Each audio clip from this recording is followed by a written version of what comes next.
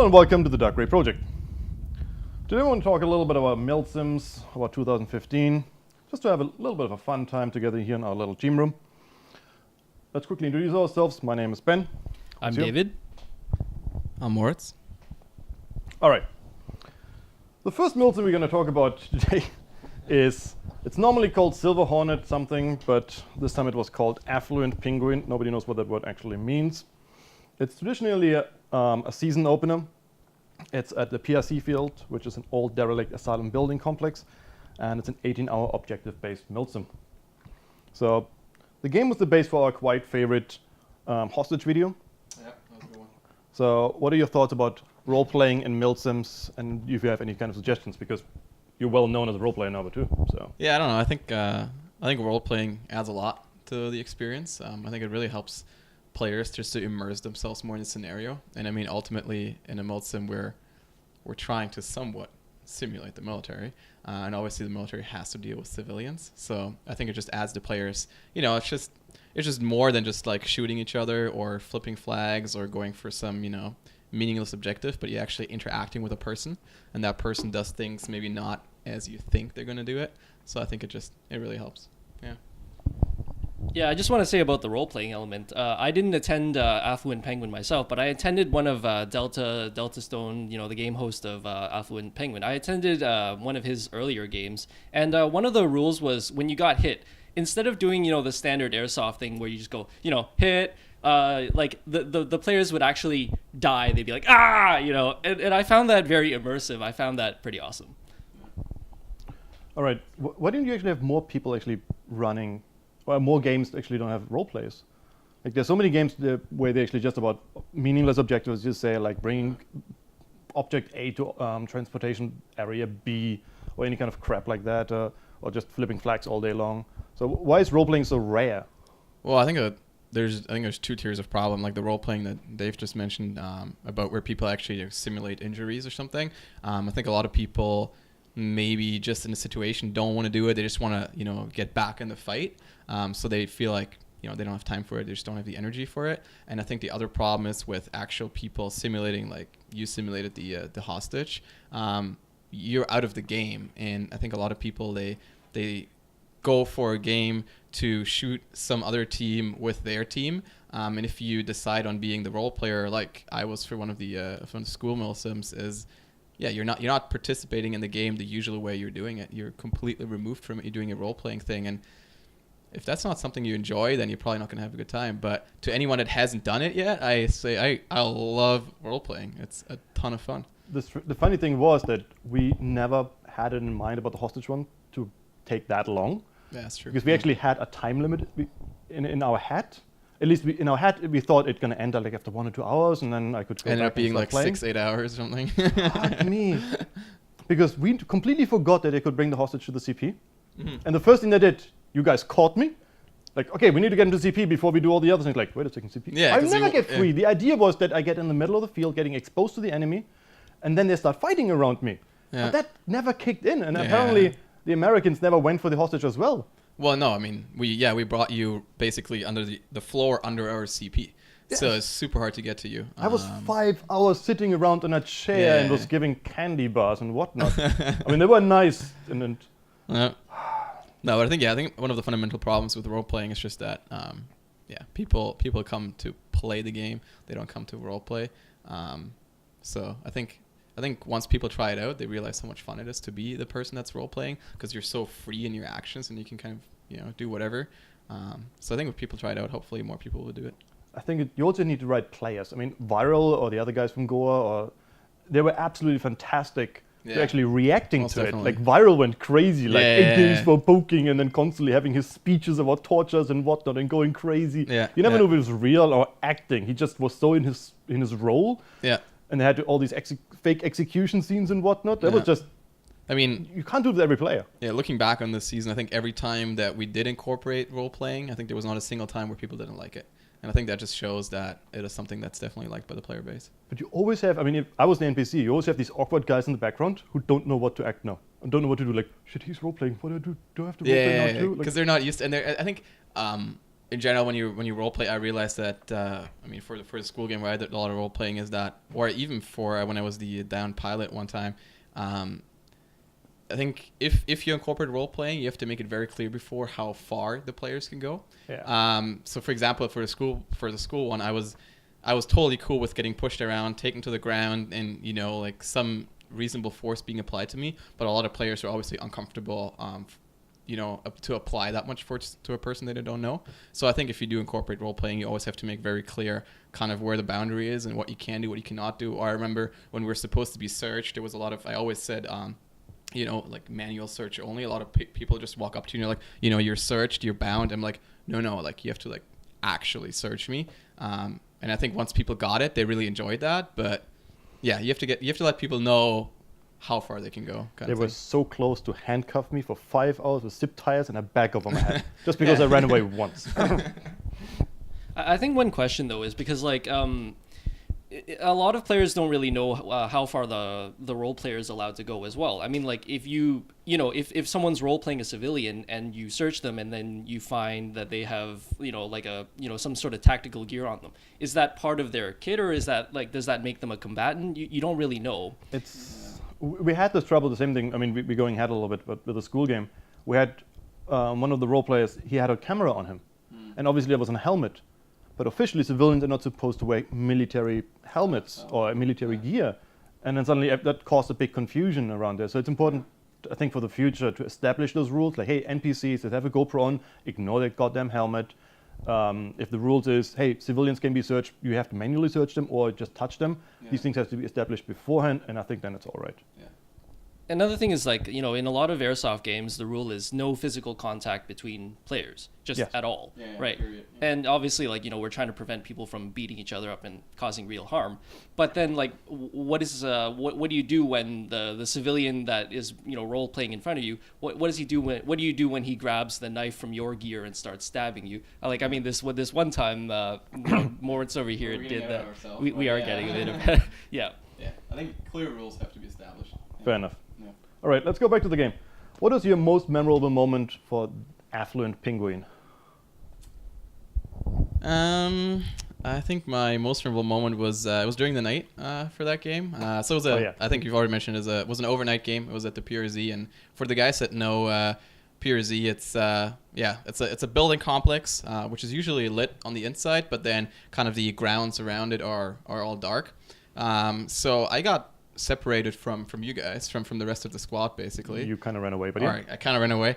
So I was kind of just roaming around, and the way it worked is, for the people that know the PRZ, one team was kind of spawning in the entrance area, relatively close, just off into the forest of the admin building, and the other team was spawning, if we call it like the green spawn for Nightfall this year. I think that's probably an easy way to explain it. So on that little dirt road in the back. So what I did is I circled around on the ring road that goes around to PRZ, and I don't know how, but magically I didn't actually anticipate I was going to get that far. But magically I ended up right in front of we were Russian, they were American, so I ended up right in front of the American CP, and no one really seemed to care too much. So I decided I'm just going to stand off the side of the entrance exit, and I just started to pretend I'm peeing, and I was waiting for a patrol to leave, like an enemy patrol to come out, and then my plan was to just straight up shoot them as soon as I see them, or just figure out a way to take them out. And I don't know, I waited for 10 or so minutes, and then finally a patrol did come out, and I don't know exactly who was in it. I definitely know Ray was in it, because he's just easily recognizable because of his tallness and size. So anyway, I figured, hey, that patrol I should attach myself to. So I attached myself to the enemy patrol, and they didn't really realize for quite a bit. I think we walked for like 50 or so meters. And then Ray kind of looked around, and I could see him be like, wait, it was me and my two buddies. Who's this fourth guy that's kind of walking with us here? And I should have probably played it cool, because I think he was wearing nods, so I think he was unable to really tell my camouflage under the nods. So I think I should have played it cool, but I kind of freaked out, and I think I shot Ray. And then the two guys that were up in front, they obviously realized I started to shoot Ray, and as I was wanting to shift my fire from Ray to the other guys. I think I got one more, and I think then my gun went dry, like it always is in these situations. Like it just happens. So my gun went dry, and I was just too slow to reload or to realize my gun was dry. So the point man of that patrol shot me. But nevertheless, I took 2 guys out. They walked to their CP, which was pretty good. It was a fun experience, and I think it was a good laughs for everyone. Camouflage was peeing. Yeah, it's a quite rare one. Yeah, I literally pretended I was peeing right next to your CP, and then I saw them leave. And I was just like, oh, I'll You've done this later once again, right? You did this more than once. Yeah, I did this more than once. I think for that specific game, it worked quite well because I guess their perimeter security wasn't that great. So I think it 2 to 3 times. We kept hearing over the radio, "Oh, I did it again! I was pretending to pee, and I shot them again!" Woo! Yeah, I was pretending I was peeing. I think one time I was pretending I had my cell phone out. Actually, I think I called my girlfriend, and I always do that during kind of more relaxed milsims. I tend to call her once. So don't tell my wife that I could do that, but yeah. So depending on the reception, which is usually bad, but yeah. Ooh. So yeah, that was a good memorable experience. No, that was fun. Well, mine was obviously the hostage run, or the whole running around with knots at the end. But I mean, we made a big video about the hostage run, so. Okay. So let us know when you have it secured, and then we'll bring him up.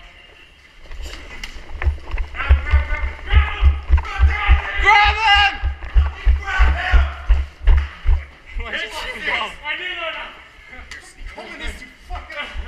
Not going to talk much about that one. But what are your big lessons learned from in terms of gear or tactics? I mean, besides the peeing apparently helps to camouflage. Yeah, clearly. So if you want to camouflage, just pretend you're peeing outside the enemy CP. It's the way to go. Yeah. But in terms of gear, I think because it was so cold, I think the big lesson I learned is that I ran an Under Armour heat gear under my normal stuff. And actually that kind of worked for that milsim because we constantly were on the move. So I prevented myself of sweating in like for pants and for the top. So that actually worked great for that milsim, just to as an extra layer to prevent I'm sweating, long leggings, basically. It looked super sexy. I never showed it anywhere, obviously, but just this amount of layering up, and then everybody else was freezing, but all of us were actually perfectly fine. Yeah, I think for me, I mean, in terms of gear, because our CP was housed in the actual in the hospital part of the complex.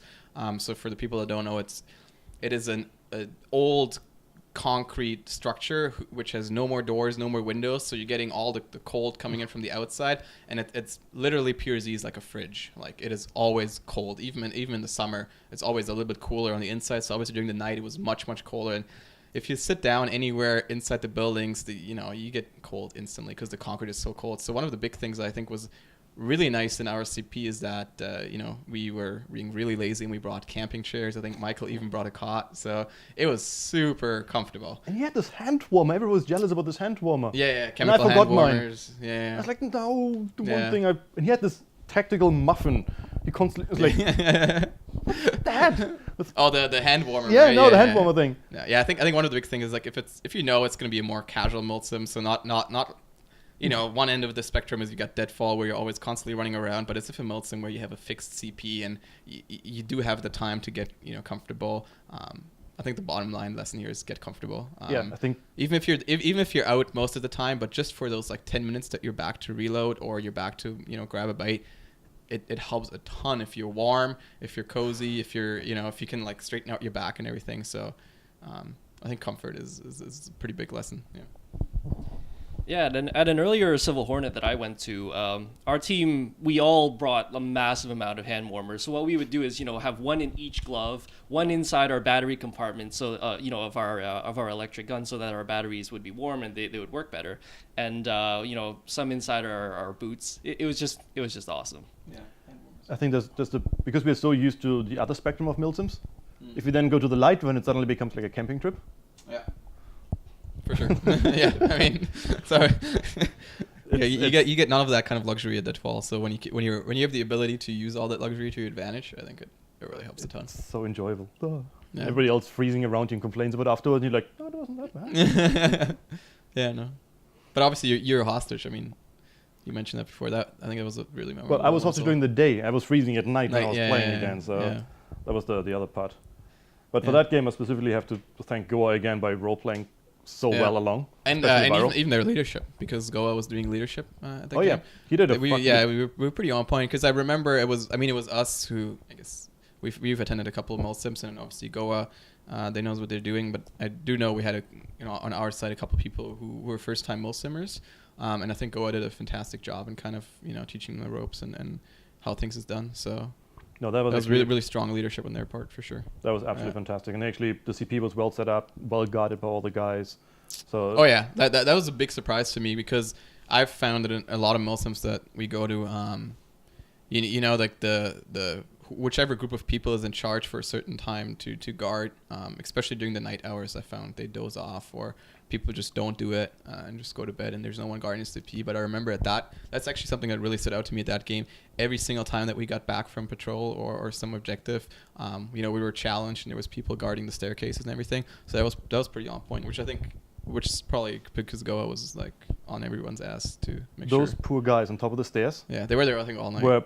I think these are the poorest guys in the entire game. The second one was probably the guy who had to carry me. Apparently the fireman guy, so probably that's easy for him, and I'm quite skinny anyhow.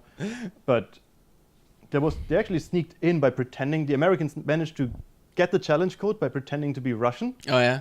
And then they actually sneaked in. I think there was even Ray, the ones where you didn't shot him. And he actually managed to sneak in and steal the server stuff from the gym. And then it ends Ray where like it's out of the question. Like you just know him by his like statue. But they were maybe not that experienced. Yeah, they probably didn't know him. Yeah. Anyhow. But yeah, talking about that, I mean, the sneaking in, probably the same staircase. We had that happen to us during the day. We were going from the second story down to the first story to exit through the main exit of the 2-story building at the PRZ. And Mike and I, we were on point for that group going out, and we went to the double door at the bottom of the staircase. And I could hear footsteps out in the hallway, so I told everyone kind of to halt, and Mike and I were posted up, and I was slowly pieing out, and I saw people with kill lights and dead regs, which were clearly civvies or Russians or whatever uniform we're wearing at the time, walking toward us. So I was like, okay, like I guess those were the noises that I heard, but I figured I'll let them pass. The doorway is not that big. They pass. Once they're back in our CP, we'll go out and do our thing, and then. Yeah, at the end of the maybe 3-4 dead people on our team that were walking back, it was actually also Americans that were just casually walking behind them. And I was like, no dead reg? Wait, that's an American uniform, and luckily engaged him. But I think it's getting a very common tactic to to tag along with that guy. It's one of those things. So the nicest one, but it certainly works. That's the problem. Yeah, but just proving another point that how important sentry duty is and how important it is to do your target, make sure that the guys peeing outside your CP are not actually enemy, stuff like that. So. Never happened. I guess like if we're talking about the rules of these airsoft games, one of the first airsoft games I ever went to, actually the first airsoft game I ever went to, the rule was you are just not allowed to hide among dead people at all. That's pretty good. Yeah. I personally think that all airsoft games should be like this. Like if there's any way you could be confused with a dead person, like let's say you're like lying prone beside him, you should just move. It's just not cool to hide among dead people. I think I never heard that game ever in any game. I mean, it's sort of like a courtesy thing. Yeah. In skirmish games, it sometimes happens because you just shoot a guy and then you run past him. But in milsims, I don't think that it's a common tactic to walk next to dead guys. It might be that you're in a good position and someone gets shot next to you. Then fair enough, fuck it. Yeah. But walking with them is a bit. I think I've never done it. In skirmish games, it happens. Yeah. Because there's only 2 doors into the base often, so yeah, I think the small kind of UA or siege skirmish games, it might just happen because there's only so much room you can move. Yeah. But yeah, I think for milsim it's probably one of the things you kind of don't want to do because it's kind of unfair. All right, but yeah. Do we have anything else about this game? Any big memories? Anything learning gear wise? Actually, I think Penguin was the first time using my Steven gun. I was about to say. Yeah. So this was the game where I gave up on my PDW2 and switched to my Steven gun, and it was fucking awesome. No, wasn't that? I remember one game this year. Didn't you drop your PDW? And don't say it. I still want to sell it. Oh, okay. Never mind.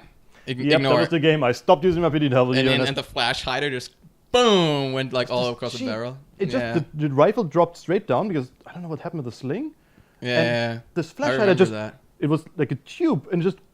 Yeah, that was crazy. That's not supposed to happen. Yeah. Of course, it was not a real one, but damn it! I just switched to my indoor Steven gun. Yeah, and the one which is normally pink. Yeah. And I just put a different handguard on it, and it was fucking amazing. It worked great at cold. It just was accurate. It just never let me down.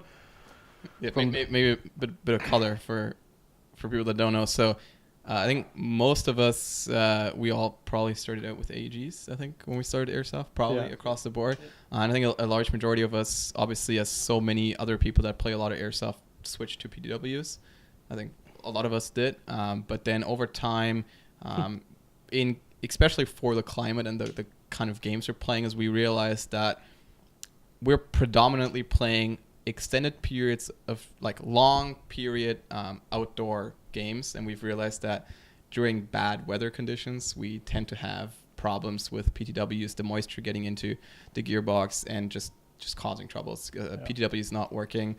I think we'll talk about this more at Black Oak, because at Black Oak was the PTW death. But I think I don't know. I think all of us now decided to go back to AGs. Especially Steven Gunn's work, that overall cheaper to maintain. Yeah. And even the adjustment of the hopper was so much easier because we constantly have wind conditions, PRC, constantly the wind changes. Nightfall 2014 I went crazy. I fucking hated it. Yeah, because when you adjust the hopper with the PW, you got to do that little screw. Yeah. So back out and adjust it. Fuck it. So I think it's actually, in terms of gear, because you were talking about gear, I think that's one of the big changes for this season is that I think in 2014 the majority of our people were using PDWs, but I think now in 15 the majority of people went to customized AGs just for reliability. I think the performance-wise they are a tiny step below your AG, but I think the reliability is just worth so much more. Oh yeah, totally. Yeah. So. All right, I think that wraps up. I think that is Penguin. Yeah, first milsim. All right, up to the next one. Drink. Should be all right. Sorry, guys. Fuck. Actually, need some more beer. You need one? I'll get you one. No, still it's already empty. No, this is already full. I'm well prepared, trust me.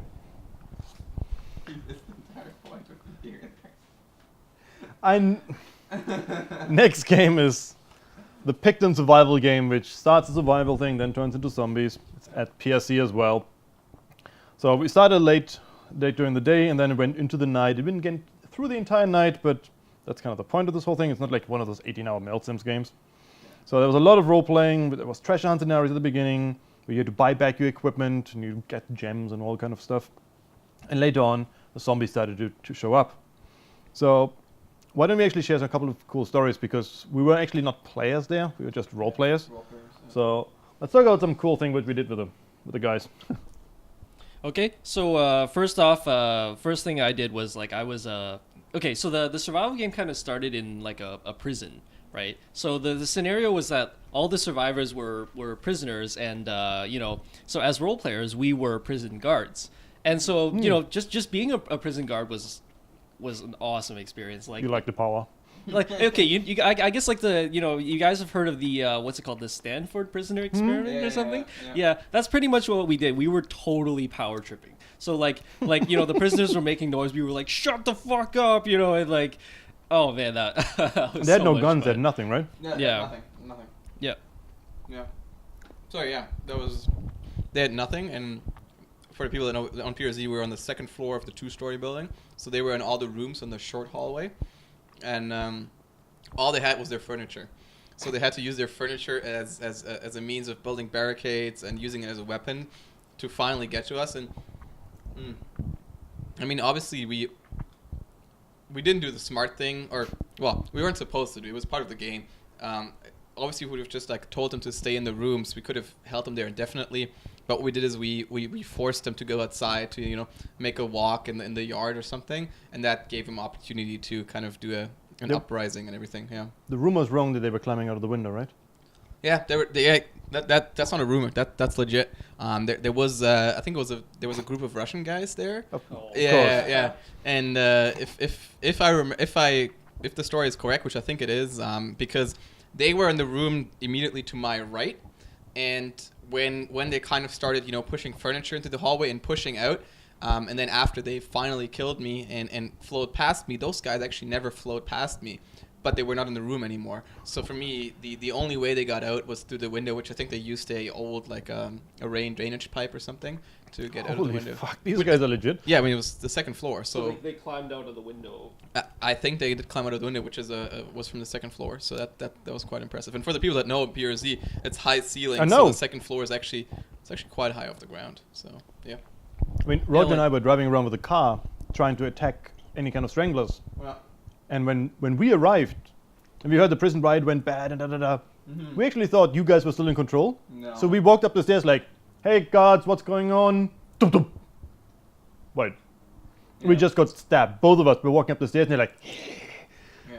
like creepy motherfuckers.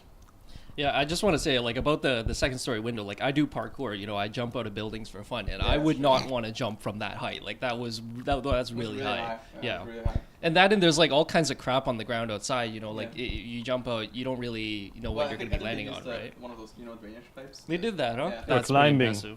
Yeah, Oh. I think that's what they. Let's hope so. Yeah, that's what the way out. Yeah, I actually wasn't part of that group of prison guards. What I was doing instead was I was what we were doing. So our prison, the scenario was like our prison was kind of like making the prisoners work. Prison.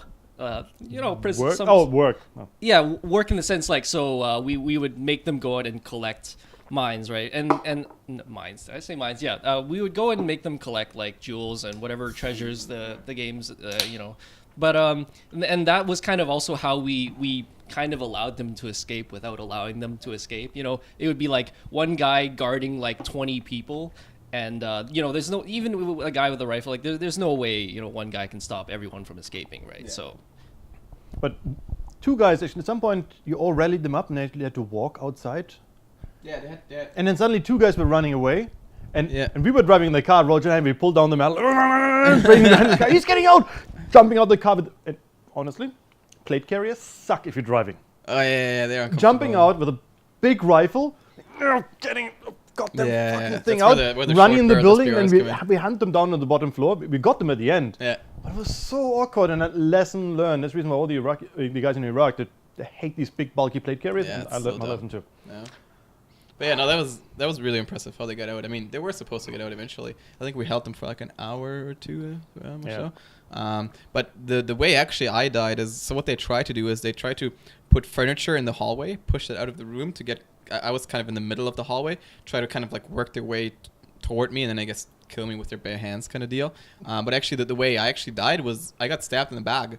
So someone must have gotten out the window or gotten out the main entrance, walked all around to Pier Z, go up the other staircase and stabbed me in the back. The amount of time I was stabbed in that game, just around the corner, like, Yeah, Like- that happened a lot. That happened a fuck me, lot. these guys yeah. are sneaky. Yeah. Luckily, they don't do it in milsims. Yeah. Yes, I mean that was the prison part, but I mean after that, so first we played prison guards, and then once the kind of prison riot breakout portion of the game was over, we switched to being different roles. I think I was a gem trader. I don't know what you were. Like we all took on roles for trading stuff. So basically, the people that escaped, it almost turned into a scavenger hunt. So they had to find, jewels, rare gems, I think medicine vials, different things, and then they would trade it in to us or to the shopkeeper for guns and stuff. Yeah, I they think had to come to people like us to bring the gems to get money. Yeah, And we were walking around sort of a dynamic point for them to get the money. Yeah. And then they could back to the fixed point to get their weapon Yeah. slowly back. And like three cards give you a pistol, 4 cards give you a rifle, Yeah, something along those lines. But at some point, we invented this whole rule about you could get these coins, which another game left over. It was not part of the game. The poker chip. The poker chips. And The we poker chip completely coins, forgot yeah. about that. And then I think you started it, and then Yeah. Roger and I pick it up as well. They could buy us as Exactly, mercenaries. that's what we did, yeah. And at some point, I think you were part of this whole thing when you had to carry this atomic bomb guarded by, I think it was Nick and the other guys. That was us. That was us, yeah. Yeah. We did And together. you were the guards, and you walk around with Delta in his white suit, and he was the guard. He was walking around PSC with this big bomb. Yeah, I was on the heavily outside, guarded. outside of the kitchen. And then these guys hired us. Yeah. Hey, you two, Roger and I, come and buy it. And then we give you this poker chip, and we had negotiated, and we Yeah, role-played all the that things, and they was- hired us as guards. And then at some point, we saw you guys, I think it was around the end of the LG building, in this pavilion outside. Yeah. And we're like, wait a second, these guys. Okay, we first started to shoot at you guys. We put you all down. Yep. And Roger and I just look at us, Ben, follow me. Like, okay. And Roger suddenly starts running like a crazy man. I'm running behind you, and I just see him running towards the suitcase like, oh great. We completely backstabbed them, then we got the atomic bomb from them, Yep. betrayed our employees, Designed or it. employers, ran to our car because we still had the key, jumped in the car, put the atomic bomb on the hood like Mad Max style. and I was in the car for that. it was fucking awesome.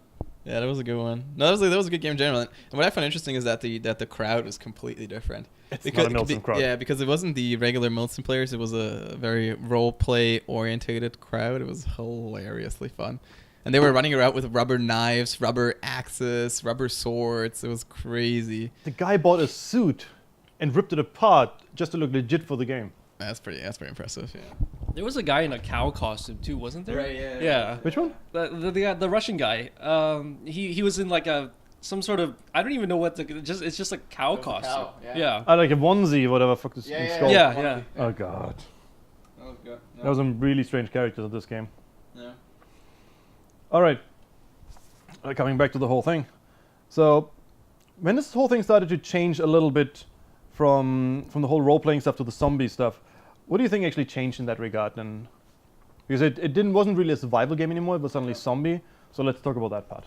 Well, so the Picton Survival Game was divided into two parts. There was the survival game at the beginning, and then the other part was the what would you call it? The zombies. Zombie game, The zombies game. Yeah.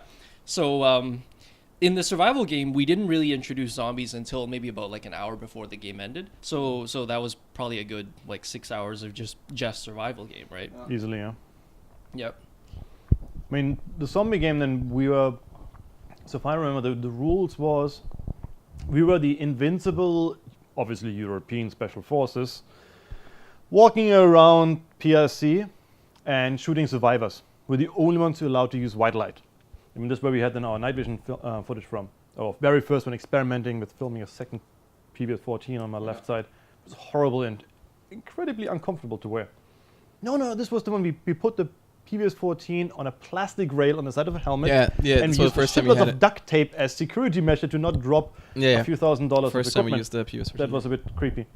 But so the idea was that we walk around the whole field shooting survivors to make sure that they stay inside the building. Because inside the building with zombies, it's kind of cool. Because last year, the survivors were outside of the buildings, never wanted to go in because it's scary there. Yeah, so for people that don't know PRZ, because it's the big building in the middle, and there's a ring road that goes around it, and the ring road is probably 15, 20 meters away from the actual main building. So anyone walking on the road will see a zombie that steps out of the building and can just move away from the zombies. So it destroys the game basically. So yeah, the idea was that we contain both zombies and survivors to the building, which made the entire thing a lot more intense, which was amazing for us. It was fun for us.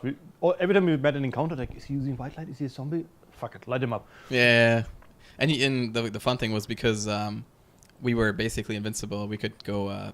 We didn't have to go passive, so we were fully like IR light on, IR lasers on, Laser show all the strobes time. on. Yeah, that was really fun. Yeah, Oh, that was a good game. there were a few parts where we didn't have it on footage. Like at some point we were allowed to infiltrate buildings and Right. Yeah.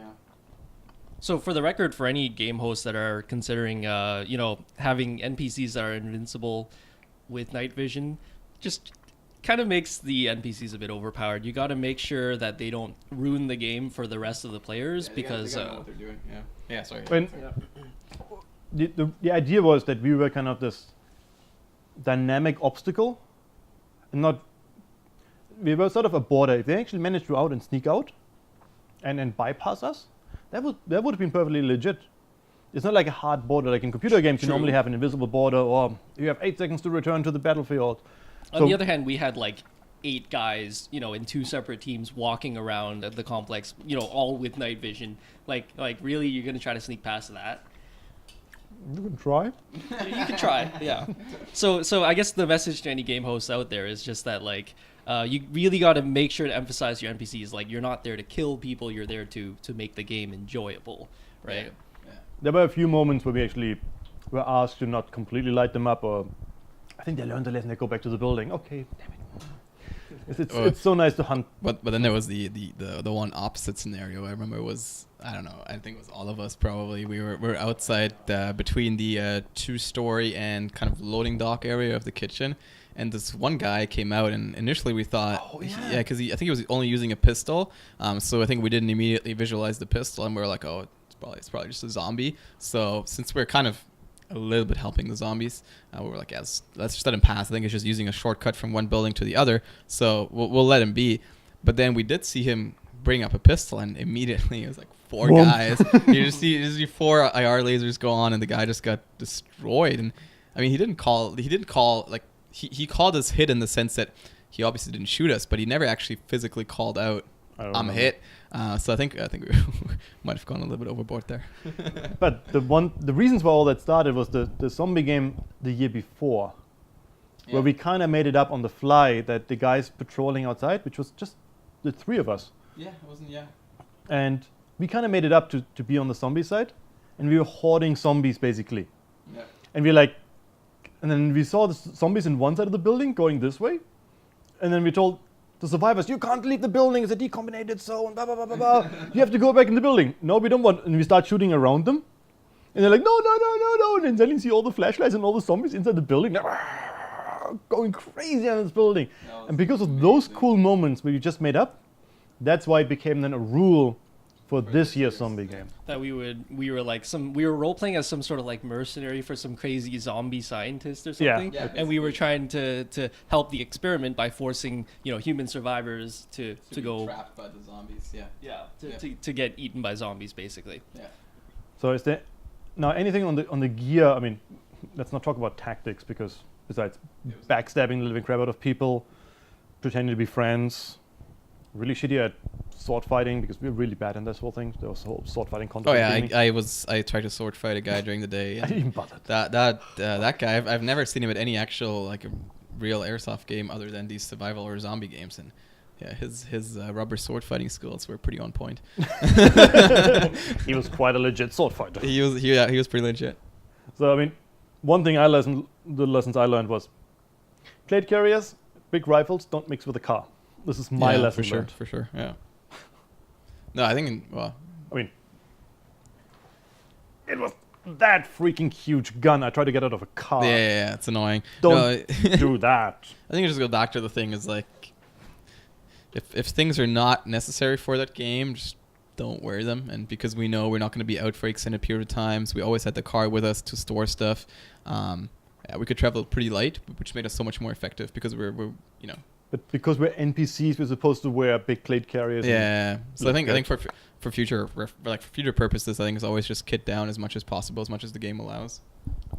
Oh, also, one thing I should mention. So, like, as part of my prison guard uniform, like, I was wearing a gas mask. That was awesome, right? I actually learned that. So, apparently, the way a gas mask kind of is designed, when you breathe in, the air gets sucked past your eyes into the part where you're breathing, right?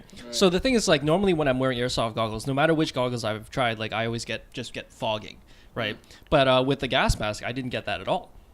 So you would wear gas masks from now on for games? Sounds so good. So the other gear lesson I learned is that gas masks are very hard to breathe in. You're just like, it's just sucking in a lungful of air is just impossible, man. Well, on the gas mask topic, I don't even remember if the ones that they gave to us had filters or not, but regardless, there was something pretty big at the front. I don't know if it was the filter that was screwed in or if it was just the design of the gas mask is a bit pointy, but I just remember when I was shouldering my rifle, I always had to do one of these to get if I was going from one shoulder to the other, one of the lessons that they always tell you is to move your rifle from one shoulder to the other, not your head. But with a gas mask, you kind of had to go do one of these. So I always found that really funny with the gas mask. It's definitely something else. But I was actually surprised that you were still able to get a pretty decent sight picture. It wasn't too horrendous. So that was pretty interesting. Also because, usually my airsoft setup is goggles or shooting glasses, but I always wear kind of mesh to protect my face and my mouth. And the mesh is obviously not bendable, even though it's really close to your face, which allows for a good cheek wall. But the rubber of the gas mask is so nice and it forms itself, so it really helps. But I mean, regardless of that, I think the fact that you're sweating like there's no tomorrow and that you're just having trouble to breathe, I'd still prefer the kind of mesh goggle setup over a gas mask. Sounds so much more comfortable, yeah. Yeah. Yeah. All right. Like I made gas mask sound good at the beginning of that, but like really the Yeah, you only thing ruined good it. about it is the fact that it you don't get any fogging. Other than that, like so you can shoulder it on one side pretty well because I think the filter's only on one side of the mask, and usually that's the side that you don't shoot with, something like that. Yeah. Yeah. At least for the ones that we were using. I mean, depends on the gas mask. But yeah. All right. Is there anything else you want to add to this game? Because we only shot night vision for the first part. There were 2 other parts we went around. There was one where we went in the building, and then what was how did it end? No, I remember because. So you're right. So I think you mentioned this just a little bit earlier. We found the nuclear device, whatever, which was in a suitcase, which we attached to the front of the car. But then we got, I think it was over the radio, we got a call. So again, we were handing out these poker chips that we found from a completely different game. And instead of getting in-game currency, which allowed the guys to buy guns, it allowed, trading in these poker chips, allowed them to buy us as a service. So we knew that this one group of guys had a ton of poker chips, and they radioed us, and it was like, oh guys, like we'll trade in our poker chips for your services. And since that's something that we've put out, we were like, okay, we'll honor it. So I remember we drive up to them, and the guys walk up to our car and we thought they're going to negotiate. Here, we'll give you the poker chips, and then we thought they're going to request our services for something. But what we kind of totally forgot is that the nuclear device is in our car. So yeah, what was really smart on their end is that so they called us in to do that deal. And, we totally did not think about it, and they just completely destroyed us and shot us at point blank and stole the nuclear device. I know. I was sitting in the back of the car. I don't know who was next to me, but just like the flap was open, the trunk, like, no, sitting around, like, we negotiate now, so it's not a big deal. Yeah, whatever, yeah. And suddenly these 2-3 guys jump out of the bushes and shoot her with pistol, like, point blank range. Bah, bah, bah, bah, bah, bah, and it's like, fuck! Hit? I mean, we were totally unprepared, but regardless of that, we totally didn't expect it, and yeah, because regardless of that, it was pretty embarrassing. But kudos to them. It was good. It was pretty well executed. But I mean, we did get payback because obviously we had to get back our nuclear bomb or nuclear device or whatever it was. And I remember the deal we had because they came up to us to negotiate again after to get it back or something, and we took one of their guys hostage, I think. And then I went with one of their guys to pick up the nuclear device, and I think the deal was and you shot everybody. Yeah, I stabbed them. Yeah. So like I think the deal was that while we have one of their guys as a prisoner token, I meet one of their guys, walk to get the nuclear device with them, and then we meet up and do an exchange. Like they give us nuclear device and we give them the prisoner. But then when they brought me to the nuclear device to carry it back, I think I just stabbed my guards, and then I grabbed it and I ran all through the buildings, and I remember you guys were all at the car with a prisoner, and I came out of the building just execute the prisoner, and then we shot him on the spot. Yeah, so we got back our nuclear device. I saw the prisoner's inner child just breaking, like, oh, he does that? Yeah. That was pretty funny. That was good. And I don't know if I'm mixing up this year's zombie game or last year's zombie game, but I remember I think it was with you, I had that one conversation where we were talking about how since the zombies or the survivors are very limited on ammunition, we don't want to, and we have so much ammunition as kind of role players who were like, yeah, let's be nice and not shoot them for kind of face neck shots kind of thing. And then I think I was joking. I think it was to you. I don't remember. It was to you. I was joking like, let's just go for a crotch shot. But I was obviously joking. But then this group of survivors walks up to us. It was and just one accident. Yeah, and then this group of survivors. It was actually really an accident. It was really, yeah. I mean, this group walks up, and then I think I engaged them, but I mean it's airsoft, right? So you don't really. I mean, we always like to think our guns are amazing and we have amazing aim, but to keep it realistic, there's a good margin of error. So I remember I engaged those two guys and they were just holding their crotch and collapsed and we're just in a ton of pain. And I think you just looked at me like, did you just really do that? And I was like no, I was aiming center mass. I had no idea what happened there. I remember that argument that dude, you shot him in the nuts. No, it's not good. Yeah, I swear to God, my laser was right on their chest, but I mean, it's airsoft. Oh yeah, there was happens. Okay, that was the year before. Yeah, but I think it was the year before. Yeah, I think it was the year before. But I regardless saw of your the laser story- going up, and you start shooting, and you're like, dude, you just shot him in the nuts. Like, no. That was Oh pretty my funny. God. Yeah. Oh. But no, yeah. Another thing I remember with this particular zombie game, okay, so as game hosts, we had our spare fake drugs, our fake gems. We had our spare resources stored in our car, right? Yeah. Oh, these fuckers. Yeah, so these players, they go to the parking lot, they look in the car, they see like, oh, here's these gems that I'm supposed to collect, and they don't they don't realize that they're actually taking out of play. Well, we never explained it to them either. That's true. We did never explain it to them. But they actually robbed our car, which Roger and I were supposed to drive around, and they were like, "Oh, wait a second, this is." And we came back, and we just saw a couple of people around our cars, like in one of those. I don't know, these emergency situations when all those things flooded like New Orleans, and they're like, "Oh my God, there's food, there's food, there's food." So and they're like, "Wait, what?" And we're running there like gun blazing, and they're like dispersing, like. Was that the point when we realized they were stealing our stuff? Or? Yeah. Okay. Because I remember being in the shop selling stuff to people, and I remember there being some big thing about like, we're no longer accepting this as a currency because they stole it all or something. Yeah. Yeah, that was good though. Yeah. Smart on there. Yeah, I have to say, like, kudos to those players for doing that because we didn't tell them they're not allowed to do that, though it kind of ruined the currency. At that time, we were a bit pissed, but then looking back, respect for that shit. Yeah. Whatever. All right, does that sums up the game? Yeah, I think it's a wrap. All right, we're good. Drink.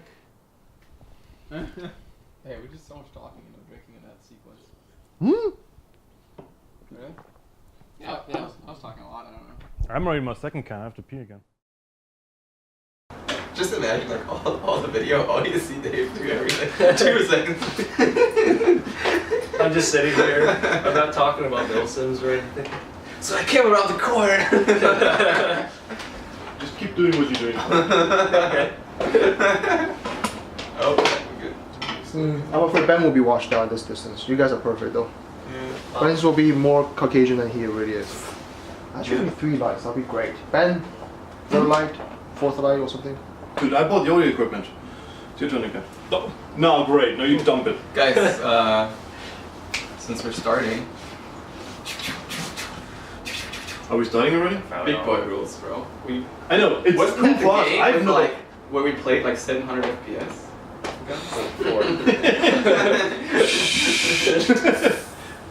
Woo! They are very volatile. Yeah. Wait till we have some TVs. Yeah, I guess so. I'm not normally a beer kind of person. Well, we have gin, whiskey, vodka. I can prepare you a. That'd be a vodka drink if you want. What would you like? If you want me to be like all red in the video, I can fix your color.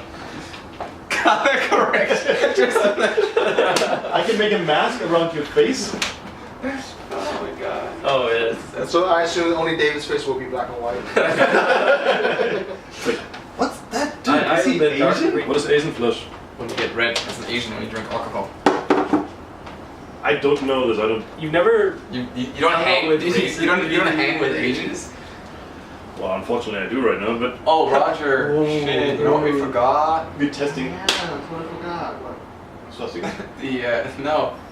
Did anyone bring their ranger blankets, or did you have? Oh fuck! We forgot our snuggie blankets. Oh yeah, my duals are in that. Oh wait, this is not my dual. It's Oh, not. yeah, yeah, It's not gonna. Oh yeah, Close. right. Good call. This is called hard because when you just see the bacon and block your crotch. Yeah, that needs to be blocked. My crotch? Look how he's sitting there. It's like David and me are like over here, and then there's just like Ben. Time 9. Welcome to the Dark Road Project, motherfucker. Are we gonna tape Löwenboy or are we gonna do hardcore product placement? Have you guys seen all my videos? It's covered in Löwenbräu cans. And even the one with Maury, where he did the helmet dump, there's one can.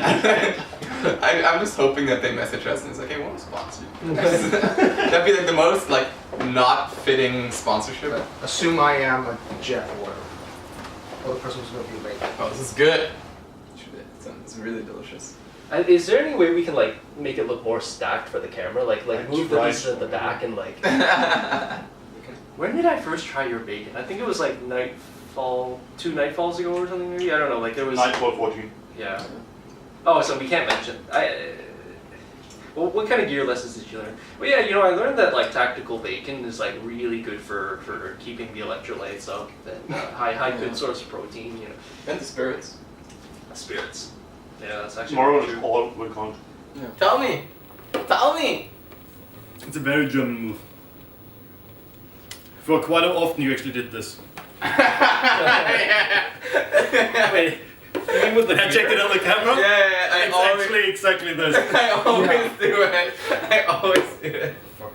Yeah. David, your forehead is shiny on camera. Yeah. And I need to pee again because I have cold feet. Let's open the window. No, more cold feet. No, just like while we wait for Okay, the then scene. I'll open it though. Not really white. We can just make it white. Oh, I can make it totally white. I mean, I can fix it. I kind of like, whoa. Oh, Okay. fixes vision. Whatever you want to be fixed. That is. David, you have to eat now every time someone actually... If you're not talking, you're eating. Just like by the end, just like grease. Like, because you strings of grease. I have to pry it out of your hands. Oh god. It's gonna be so good at the end of the day. We're all gonna be so, yeah, let's eat some burger. Right. We are recording all that, you know. Yes. Yeah. Hey, we just so much talking and no drinking in that sequence. Hmm? Really? Yeah, I was talking a lot, I don't know. I'm already in my second can, I have to pee again. Good. Wow. Once the league is broken, I gotta pee all day long. Oh! You were just warming it up between your crotch.